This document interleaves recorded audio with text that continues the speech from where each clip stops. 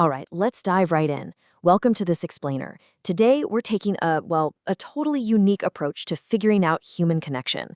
We're going to look at this craving we all have for relationship novelty, but we are doing it through two wildly different lenses. On one side, we've got modern Western psychology, and on the other, ancient Eastern mysticism. I know, it's not every day you see lab coat science and spiritual astrology sitting down at the exact same table. But as we're about to discover, they actually have some shockingly similar things to say about how we love, why we get bored, and what it genuinely takes to stay connected to our partners over the long haul. It's fascinating stuff. So here's our roadmap for today. First, we'll hit the science of commitment, then the novelty habit. After that, we'll shift gears to a Vedic astrological lens, zero in on Rahu in the fifth house, and finally, bring it all together with balancing routine and excitement. All right, part one, the science of commitment. We are pulling some great insights today from a really fascinating Psychology Today article that digs into the modern mechanics of relationships. And to kick things off, I want to pose a universal question to you right out of the gate. Do couples that play together stay together? You've definitely heard the phrase, but is there actual scientific validation behind it? We're constantly told by experts that we have to work to keep our partnership strong, right? But what if we also desperately need to play to achieve that exact same goal? Let's take a look at the science. Biological anthropologist Helen Fisher points out something pretty amazing.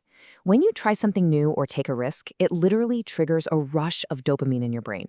But here's where it gets incredibly interesting. Another researcher mentioned in our source, Dr. Arthur Aaron, talks about this concept called self-expansion. Basically, as human beings, we are hardwired with a fundamental desire to grow and change. When you explore a new place or try a fresh activity with your partner, your brain links them to that awesome, expanding feeling of boosting your own capabilities. So that dopamine hit doesn't just make you feel happy in the moment, it actually supercharges your overall level of commitment to the relationship. It acts like a biological glue. Moving right along to part two, the novelty habit.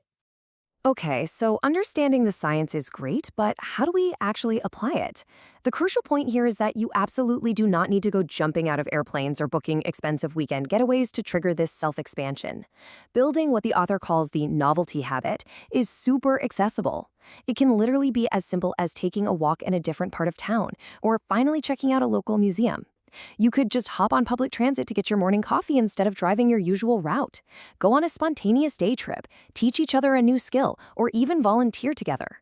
The whole goal is just to shake up your standard routine enough to spark that bonding chemistry without completely overwhelming your schedule. But, and this is a massive but, we have to pause here. There is a very real psychological caveat. The obligation to provide novelty could itself become a bore. If you force constant excitement, it can totally backfire on a couple. Honestly, there is something profoundly valuable about the comfort, the pleasure, and the safety of just having a routine. If one of you feels obligated to act like a cruise ship entertainment director, constantly making sure every single weekend is a high-stakes adventure, well, the relationship stops being a safe haven. It just starts feeling like a really demanding job. All right, part three, a Vedic astrological lens. Okay, prepare for a massive perspective shift. What you're looking at here is a complete life prediction report generated by CyberAstro. Now, Vedic astrology is this incredibly esoteric, complex system that maps human destiny based on the exact time and location you were born. It deals heavily in karma, past lives, planetary energies, the whole shebang. And what is just so deeply fascinating to me is that this ancient, mystical system maps out the exact same human craving for relationship novelty that modern psychologists are busy studying in labs today. To really ground this mysticism and see how it works, let's look at a specific case study from our source material. This right here is the astrological birth chart of a real individual, Subeksha Ravi Govindarajan. It's an intricate map showing exactly where the planets were aligned at the exact moment she was born in 1999. Notice the different diamond-shaped houses and those abbreviations for the planets. Today, we're going to focus our attention on one very specific placement on this chart because it perfectly mirrors that psychology of the novelty habit we just talked about. Which brings us to part four, Rahu in the fifth house. So, what is Rahu in the fifth house? It's a specific astrological placement that points to a karmic destiny heavily driven by romantic affairs, personal creativity, and really intense cravings for worldly pleasures. In Subeksha's chart, she has Rahu placed in the sign of Cancer in the fifth house, directly opposite the south node Ketu over in the 11th house. In the Vedic tradition, Rahu represents all of our unfulfilled worldly desires left over from past lives. And when it lands in the fifth house, which is the house that governs romance, children, and creativity, it signals a life path that is absolutely centered on intense romantic engagement and the vigorous pursuit of earthly excitement. Subeksha's chart is essentially demanding that she dive deeply into passionate love affairs. She's karmically wired to seek out the pleasures of romance and sensuality. In fact, the report notes that intense romance will fundamentally shape her attitude and her destiny. Our sources even point out that this placement is so intensely hungry for romantic novelty that it can actually lead to falling for multiple people simultaneously, all driven by these powerful cravings for sensory and material benefits. Do you see the parallel here? Her astrological chart is practically demanding that she immerse herself completely in the earthly physical novelty that releases the exact same dopamine Helen Fisher was talking about earlier.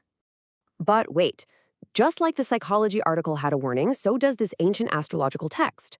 It explicitly warns that Rahu's cravings can lead to an unsettled peace of mind and never-ending desires. This is a profound, ancient caveat woven right into the astrology report. It notes that while a person with this placement can easily fulfill their materialistic and romantic desires, a relentless, non-stop pursuit of romantic novelty can quickly become an unfulfilling trap. If you are forever chasing the next thrill or the next partner, you're going to suffer from a restless soul. You'll never find actual peace of mind. Finally, part 5, balancing routine and excitement. This right here is where these two completely distinct worldviews collide. On the left, modern Western psychology warns us that the obligation to provide novelty can actually become a bore, totally disrupting the comfort we need from a routine. Meanwhile, on the right, Eastern Vedic astrology warns that Rahu's craving for constant romantic novelty just leads to a troubled mind and never-ending desires. Both of our sources, despite having vastly different methodologies and being separated by centuries, arrive at the exact same conclusion. The relentless pursuit of novelty without any boundaries just leads to restlessness, burnout, and dissatisfaction. Period. So, the ultimate takeaway is this. The novelty effect cannot substitute for the basics. You have to have a relationship built on mutual acceptance, respect, and a genuine spark.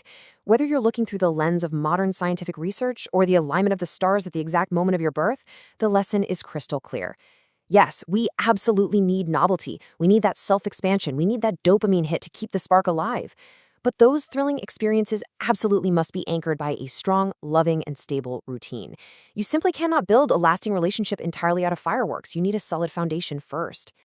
I want to end on this final provocative thought, and I want you to really evaluate this in the context of your own life.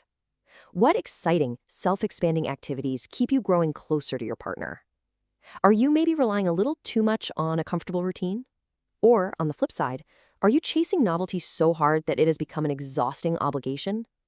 Finding that perfect balance between the comfort of the known and the thrill of the unknown is the true secret to a lasting bond. Thank you so much for joining me on this explainer. I really hope exploring this topic through the dual lens of science and the stars gave you a totally new way to look at your own relationship habits.